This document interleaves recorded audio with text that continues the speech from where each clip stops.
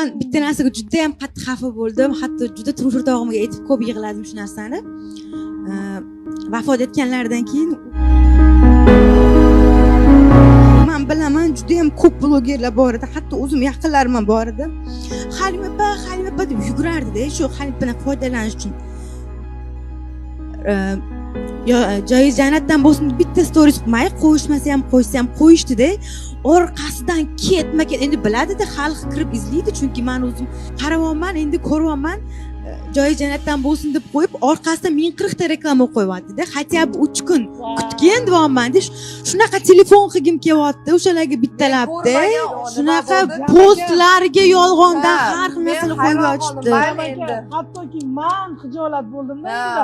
Nimaga hozir bularni gapiga qo'shila olmayotganim, men oxirgi 3-4 yil aloqam faqat salom alaykum urushmaganmiz, o'rtamizda hech narsa yo'q edi.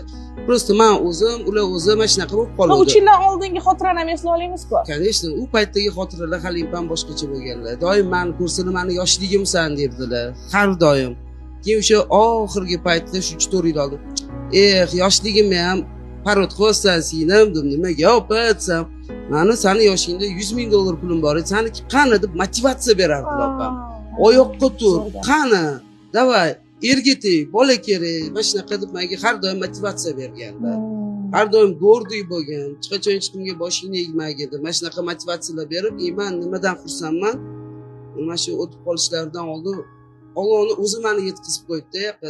Oxirgi manzilga kuzatib, o'sha mashinaga tovut qo'ygandan keyin orqaga qaytib kelishim kerak. Mashinam orqa tarafda voqlik kelganman-ku. Hamma o'zi bilan o'zi ovora. Odam ko'p juda ham. Ayollarning mazasi qochgan ichkariga shifokorlar qarashyapti. Barcha ishonasanmi, shundoq qaytsam, o'sha eshikdan tagidan o'tishim kerak.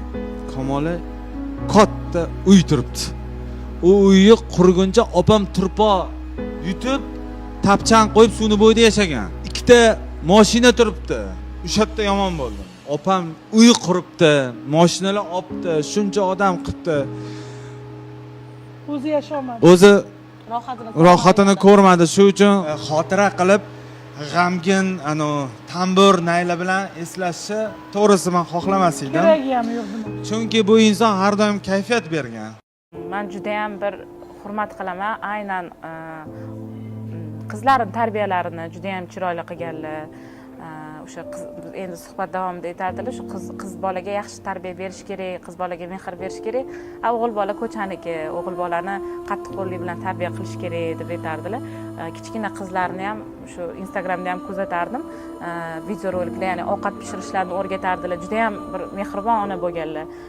Oilasi uchun juda ham yaxshi rafiqa bo'lganlar. Shuni bilamanki, har doim O'zbekistonni qanaqadir yuzini yorug' qilishga e'tibor berganman. Chet el davlatlariga borsa ham O'zbekiston bayroqlarini olib, bayroqlarini ko'rsatib yoki atlas milliy kiyimlarni kiyib, nima deydi, fidoyi inson bo'lganlar.